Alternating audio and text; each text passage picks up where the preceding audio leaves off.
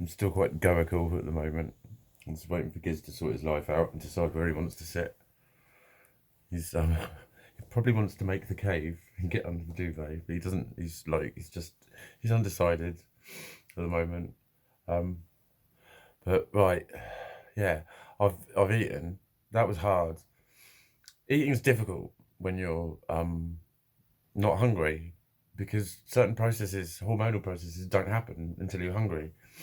Such as salivating. That's where food goes gluey. There's not enough saliva there. Your mouth might feel wet, but it's not at eating levels. So, like when you're eating pasta, it's just not pleasant. It doesn't taste pleasant because like your fucking receptors aren't firing.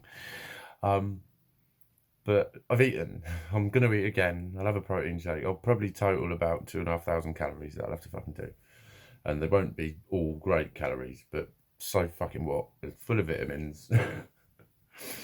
It's full of fucking vitamins. That is very fucking important. I could probably achieve the same effect with a multivitamin pill, but there you go. I wouldn't have the calories. I'm keeping myself alive in the way that I can at the moment. It's, eating's a fucking chore. Everything's a chore. Going to the shop was a fucking chore. But it was all right. I'm going to mention the woman. I told her I was going to mention her. Hello, Giz. Aren't you gorgeous? Um, I told her I was going to mention her. But, like, she got fucking hell, basically my life story out of me. Like, I'm quite well known in that shop. I go there 2 or 3 times a day because I keep forgetting shit. That's why. But they all know me, and I'm the bright, colourful man in the cloak dancing in the queue and shit like that. And people sort of, well, what bag have you brought today and all that. I'm very well known in there, and like this woman's really lovely, and she was really lovely, and like she found out fucking shitloads about me in about, it was probably about 10 minutes in total. We were chatting away, maybe more, 15. But she just kept asking me questions, so I kept chatting to her, and she was just being really nice and really understanding. I talked about all this kind of shit, and like she was very sympathetic, but not in a sort of way that made me feel pitied. She thought it was bad that I was going through it, but you know what? It was like it was recognised. It made it real just because she talked about it in a way that was real. She didn't challenge it. A couple of times she was like, "Do you think you think too much?" And I just went, "Look, thinking happens to me. I don't know what people mean by don't think about it." And she just got it. She just got it. Everyone else tells me I can stop thinking, and I don't know who the fuck they think they are sometimes. It's really insulting when people say, "No, just don't think about it, just don't worry." It's like, you know, you can go through things and do all of the stuff that I complain about being told, and you can get better. Do you know why? Because you've got a healthy mind. It can get unwell and get better again because it's healthy. Because it functions in the getting itself back together process. That's why. Mine doesn't.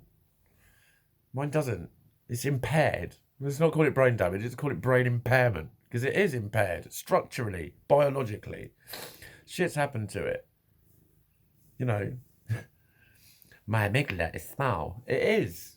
That's what fucking happens. That's what they found in people with my diagnosis.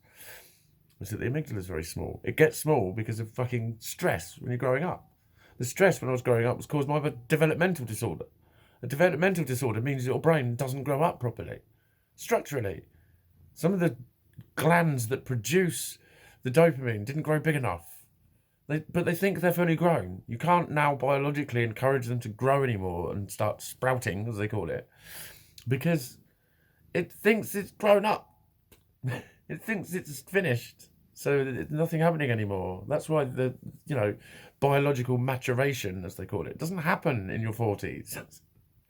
It can't happen anymore. The background isn't there for it, and you heal slower as you get older. All of that sort of shit. So I can't think my way out of this. That's why I'm ended up here alone in a room, lonely, cold, fucking desolate, exhausted, going through all sorts of unpleasant fucking feelings that people will either go, "Oh, fuck's sake, get over yourself," or "Oh," but no one can do anything about. And I know that no one can do anything about it but me. But I've got to keep fucking getting real with this shit and starting where I am. And like, I spoke to him about the barber. I chatted to him again. I knew I was gonna. I was like, fucking premonitioned you. I lit a fag and I thought, I bet he walks out to have a fag as I walk out. And he did. Right on fucking cue. I And I chatted to him, and I said I was going to, because it was like, he invited me in both times yesterday. He's like, come in a minute. I could tell he was just, and he kept saying, hang out if you want. He was being very open and like sociable and stuff. Like when I started dancing to a tune that come on, um, it was a remix of that remix of Tori Amos. But it just sounded cool. And he's like, he pumped the volume up. He's like, mate, hang around, let's party, shall we? And I knew he was being really nice, and I wanted to speak to him about it because I did bail. But like, I told him, and I said, I know what you were doing. Because at one point he said, I get you. That's what he said while we were chatting. He just went, I get you. And I knew exactly what he fucking meant the way he said it. And I knew that he was saying, like, you're welcome to come in here, hang out here and that. And it was lovely. And I told him that. I said, but it's really simple. I struggle with groups. And he was like, totally, I do as well. And he went, do you know what he said? He went, well, you did well. You did all right. And I said, exactly, that's what I do. I dip my toe in when I can. And I hang around, I go, that was all right. And it's like yesterday I was functioning well. But, I did comment on not doing too much. And I did push it a little bit yesterday, with the feelings sort of slightly uncomfortable and all that. Maybe that's why I've been so fucking smashed to bits today. It probably is. And that's why I said, go slower on the recovery then. Don't think that day one of the recovery, when you're suddenly able to do a hell of a lot more shit, is actually sort of means it's going to progress from that. It might need to regress again before it progresses again. And I think that's largely where I've been going wrong. I have I've got so many things I need to deal with. So many. Where I live, what I do, who I am, fucking who I'm around. Literally, it's like I don't belong anywhere again. I don't belong with anyone. No one needs me. They don't need me. They might think they do. They don't need me. They don't need me to do anything. They don't need me for anything. I'm just this big fucking pot of potential. Like I keep saying, I've got loads of potential and I'm fully aware of it. I'm not able to apply it anywhere. There's nowhere for it. There's nowhere it's welcome. I can see when people are welcome. I can see when people are welcome. Popular people, you can see when someone's popular. I'm always told that when people insult me to take it as a compliment. Or when people dump me to take it as a compliment because she felt too much for you and she wasn't ready. It's like, look, being dumped and being bullied are not what people who receive compliments feel like. They feel empowered and confident and comfortable and secure.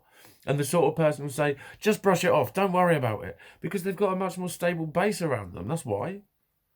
So there's a lot of stuff around people that they've got that I haven't. And it makes a big difference when it's missing. That's kind of the long and short of it. But, both those people just accepted what I was saying. They didn't challenge. Like, the barber said, you can hang out here any time. And, again, I was straight with him. I said,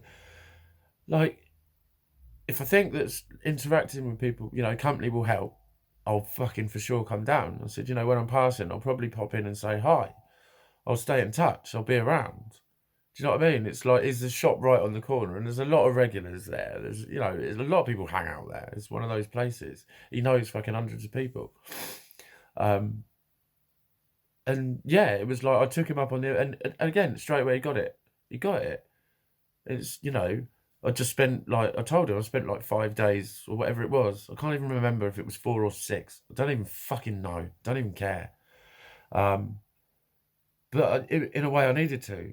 Because peeping my head above the parapet makes me shiver. The world is cold a lot. It's cold and unfeeling, and I don't get it. And it's just increasingly harder and harder to function in. That's what's going on. It can take quite a lot of effort to maintain a interactive awareness. You know what I mean? I can be in my truck, but I usually get road rage. I can go to my favourite humans. There's a few mates I can see here and there, but, again, it's just at that stage of being able to open the window for a while.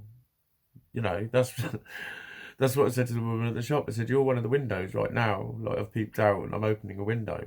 And now I feel a bit normal because someone's talking to me. And like, I'm able to talk about myself without feeling sort of shy and embarrassed.